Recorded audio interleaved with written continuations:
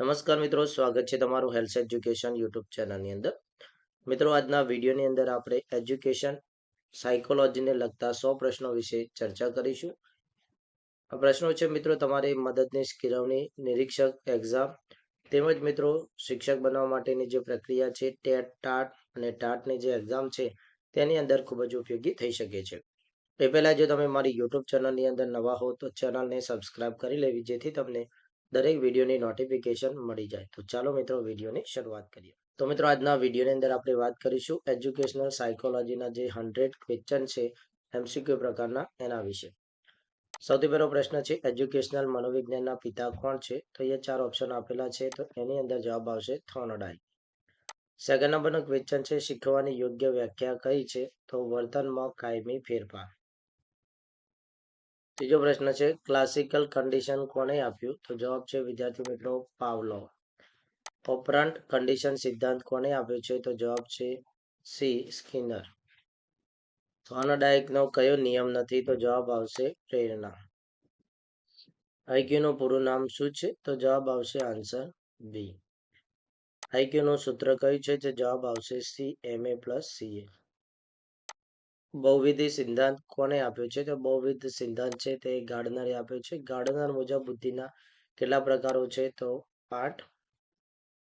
પ્રેરણાનો અર્થ શું છે? તો જવાબ આવશે કાર્ય કરવા પ્રેરણા.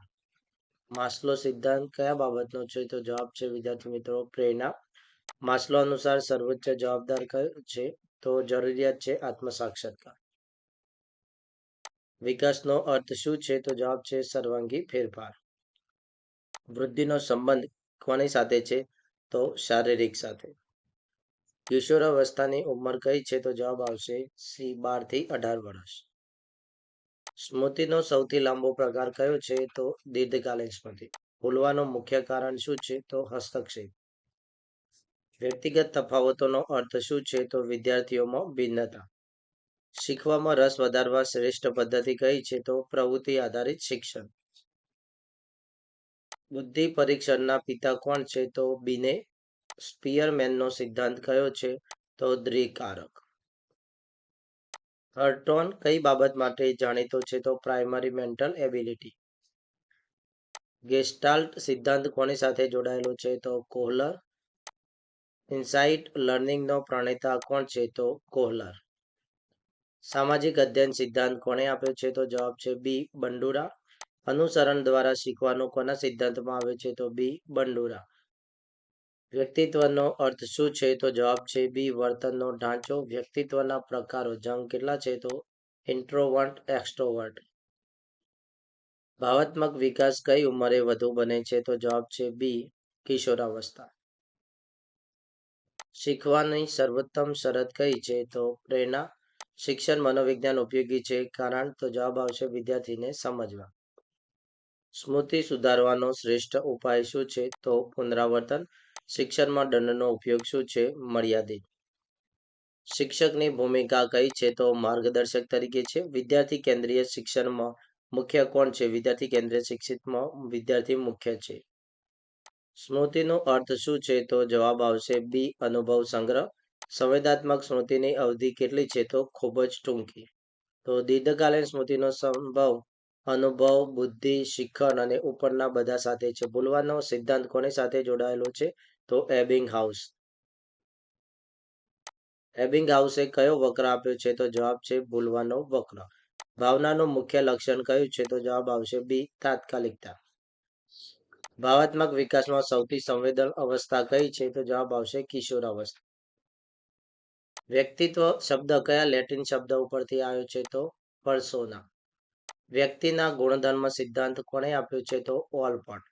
ફ્રોઇડનું વ્યક્તિત્વ માળખું કેટલા વિભાગની અંદર આવેલું છે? તો જવાબ છે બી 3 વિભાગની અંદર. ફ્રોઇડ મુજબ આઈડી શું દર્શાવે છે? તો કૃત્રિમ. ઈગોનો સિદ્ધાંત કયો છે? ઈગોનો સિદ્ધાંત વાસ્તવિકતા છે. સામાજિક વિકાસનો આધાર શું છે? તો પરસ્પર સંબંધ. ભાષા વિકાસ સૌથી ઝડપી કઈ અવસ્થામાં થાય છે? તો બાળપણની અંદર. શિક્ષણમાં પ્રેરણાનો હેતુ શું છે? તો અભ્યાસ માટે ઉત્સાહ. આંતરિક પ્રેરણાનું ઉદાહરણ કયું છે? તો રસ. બાહ્ય પ્રેરણાનું ઉદાહરણ કયું છે? તો જવાબ આવશે ઇનામ. શિક્ષણમાં પુનરાવર્તનનું મહત્વ કોના માટે છે? તો સ્મૃતિ મજબૂત કરવા માટે. વિકાસ સતત પ્રક્રિયા છે, આ કોનો સિદ્ધાંત છે? તો જવાબ છે એ ગેસેલનો. પિયાજેનો સિદ્ધાંત કિસ બાબતનો છે? તો બુદ્ધિ અને વિકાસ બાબતનો. પિયાજે મુજબ પ્રથમ અવસ્થા કઈ છે? તો સેન્સરી મોટર. રોકિટ ઓપરેશનલ અવસ્થાની ઉંમર કઈ છે? તો જવાબ આવશે 7 થી 11 વર્ષ. શિક્ષણમાં વ્યક્તિગત તફાવત માન્ય રાખવો કેમ જરૂરી છે? તો બધા સમાન નથી. સમય બચાવવા, પરીક્ષા માટે, શાળા માટે. તો બધા સમાન નથી. શિખણ વક્ર શું દર્શાવે છે? તો પ્રગતિ. થાક શિખણ પર શું અસર કરે છે? તો નકારાત્મક. પ્રશ્ન છે, શિક્ષણમાં પ્રસન્નતા શું છે? તો જવાબ આવશે ઓપ્શન સી સકારાત્મક પ્રોત્સાહન. વર્તનવાદી સિદ્ધાંતનો મુખ્ય આધાર કયો છે? વર્તન. ગેસ્ટાલ્ટ સિદ્ધાંત શેના ઉપર ભાર આપે છે? તો સંપૂર્ણતા ઉપર. ઇનસાઇટ લર્નિંગ એટલે શું? તો અચાનક સમજ. શિક્ષણ મનોવિજ્ઞાન શિક્ષકને શું આપે છે? તો જવાબ છે વિદ્યાર્થી સમજ.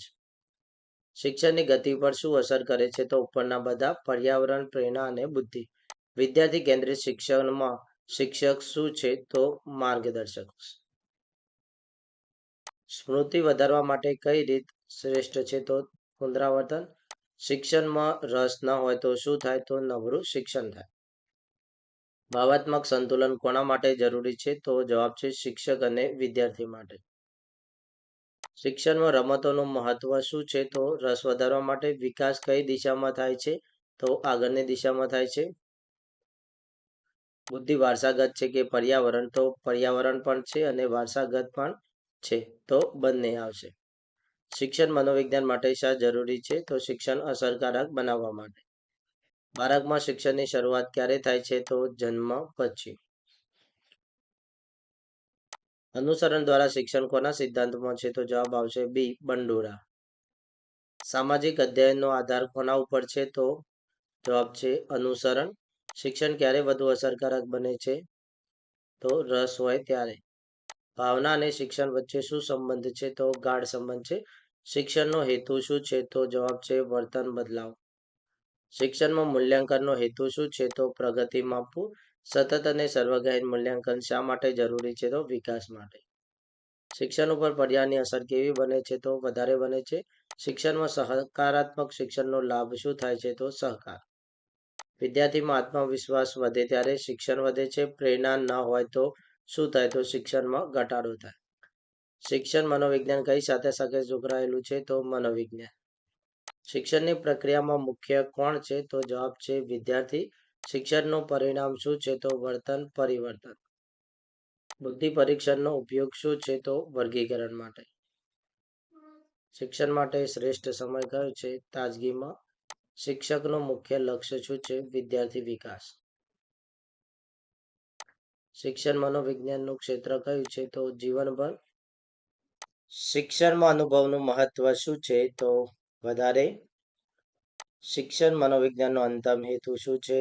તો માનવનો વિકાસ. તો વિડીયોમાં આપણે મનોવિજ્ઞાનના પ્રશ્નો અને તેના જવાબ વિશે વાત કરી. મળીએ નવા વિડીયોમાં એક નવી અને યુઝફુલ માહિતી સાથે.